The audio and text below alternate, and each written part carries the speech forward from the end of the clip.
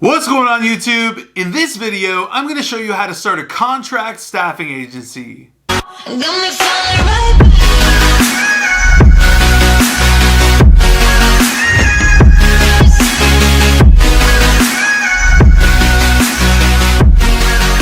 Alright guys, so at this point, I've probably gotten this question hundreds of times. How do you start a contract or temporary staffing agency? So first things first, I want everyone to understand that the word staffing generally refers to contractors or temporary labor rather than direct full-time employees. This essentially means that rather than being a direct hire employee with certain benefits, you are on a contract. That might be from 3 months to 18 months. It really varies depending on the company and depending on their need. Now, I definitely want to preface this video by saying that contract and temporary staffing can be and is very, very lucrative when it's done in the right way and in the right markets. However, there is so much to learn before you can even consider setting up a temporary or contract staffing agency. So, for instance, as a staffing agency, you are the employer of record. That essentially means that you are responsible for everything. This part is critically important because so many people do not understand this when they start to talk about staffing and hiring contractors and doing all this kind of jazz, but they don't really get the full gravity that they are going to be employers of record.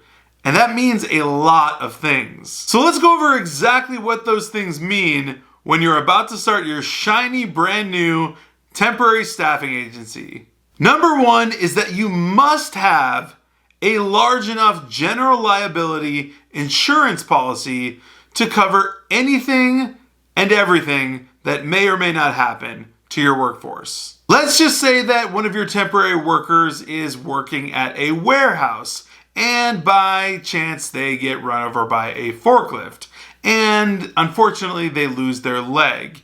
I'm not talking about this to be gruesome, I'm just being realistic. Those medical bills are going to be real high.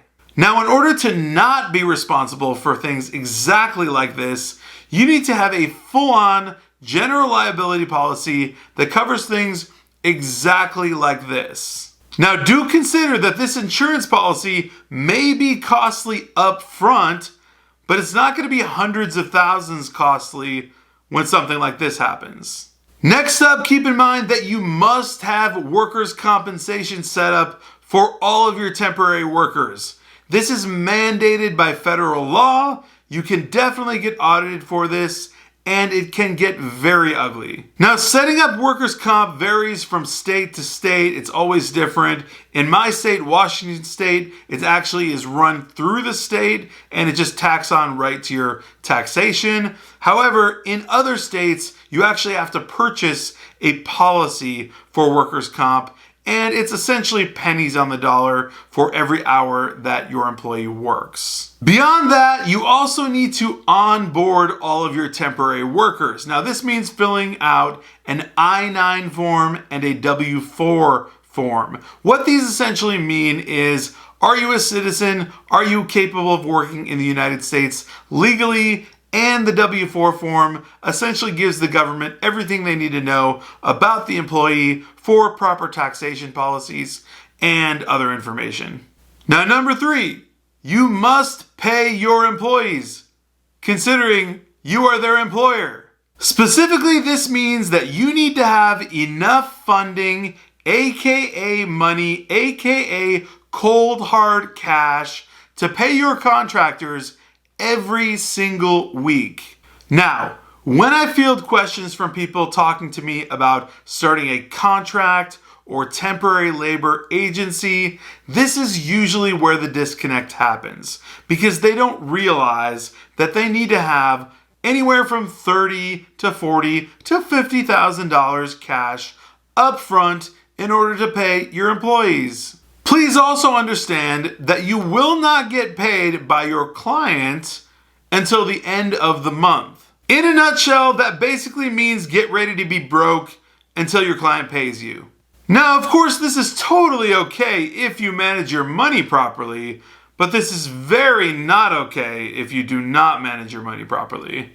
Now on to number 4. Let's talk about why you would actually do this. Why would you start a temporary or contract staffing agency? Like, what would it do for you? Why would you do this rather than direct hire? Well, amongst many other reasons, clients have become really attracted to using vendors just like you and myself to supply them with labor so that they don't have to deal with anything like hiring, firing, taxes, payroll, and anything else you can imagine that they deal with. Now, in staffing, how you actually get paid is on something called spread, or otherwise known as margin. The spread is the difference between what you pay your temp and what you bill your client. So of course my goal is not to overcomplicate this, but basically your spread is determined by a multiplier, otherwise known as a markup, on whatever the employee is making originally. So we're going to use really simple math here, saying that the employee is making about $15,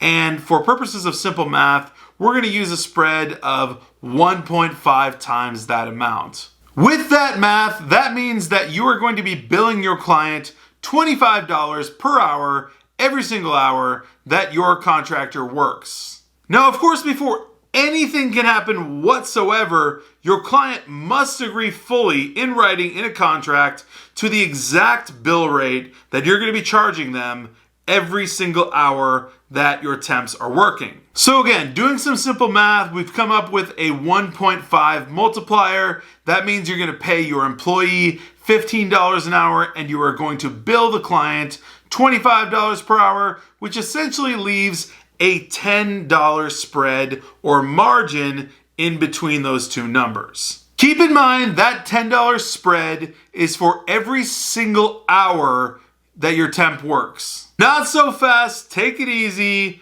You absolutely 100% do not get to take home $10 per hour every single hour that your temp works. Let's for 1 second remember our good Uncle Sam, just for good measure. Yes, this is the part where taxes come in, and I'm going to make it as simple as possible. Both the employee and the employer have to pay taxes. These are taxes like state payroll taxes, FICA, FUTA, Social Security taxes. Generally, all of these taxes add up to about 20%, and that is what we call burden. So let's just say that we've done all the calculations and you have a $10 spread and you've just gotten hit with a 20% burden because, of course, Uncle Sam has to take that 20%. Your $10 just magically turned in to an $8 profit per hour every hour that your temp works. Using an average rate of 160 hours per month that the average employee works, we're going to do 8 times 160, and that means you, as the employer, will net, after taxes, $1,280 every single month on that temp. Now, to go back to the taxation talk for just a second, it's almost imperative that you have what's called a back office. A back office is basically a service provider that can do many things for you. They can provide funding for you, they can run your payroll, they can take out the taxes that you need to take out, they can do lots and lots of things for you. The question still remains, though, as to whether or not you have the cold hard cash laying around to pay these employees, or if you need your back office to fund these employees. In the case that you need the back office to fund the employees, you're looking at losing another 5% on your profit for them to provide that loan to you. Where temporary staffing gets really cool is when you scale. So let's say you find a company that needs 10 temporary workers. That means that $1,280 gets multiplied by 10 and becomes $12,800 every single month simply for having temps on your payroll. All right, so now that I've talked about temporary hiring and how it's super cool and easy and fun, let me tell you about some of the harsh issues that I've personally dealt with. Temporary workers come with a high turnover rate, which means you should be regularly prepared to replace workers on a consistent basis. Temporary workers also don't really enjoy regular jobs. They want quick and easy jobs that they can work for short periods of time, whether it's because they have a criminal background and they can't qualify, or they have a drug problem and there's other issues at play. Now, I only say this because it just seems to lead to various issues that happen either at the workplace or while you're employing the temp in the first place. Sometimes you'll employ someone for 1 week and you'll never hear from them again. And also, just to remind you once again, you are the employer. So that means when your client calls you and says, I no longer need so-and-so, you do have to call that person and fire them. Now, with all that being said, actually finding temporary workers is not very difficult. If you simply put an ad up on Craigslist in general, you'll probably get anywhere from 8 to 12 applicants overnight. So in closing, don't get me wrong, temporary and contract staffing is a very, very good, viable, and lucrative business model. I keep saying that it's very lucrative because it's very scalable. So like I said in the example, if you were to add, an extra 5, 10, 20, 30, and beyond temps, you're scaling to the moon essentially. So you can just rinse and repeat this business and make more and more money as you add more and more temps. However, as I said before, it does take a lot of time, energy, effort, and some unique expertise and business savvy to get a staffing agency off the ground, considering all of the issues like payroll, workers' comp, taxes, insurance, and all of that stuff. And so in that sense, it is a business model that requires a little bit of time. That's exactly why I advise everyone who asks me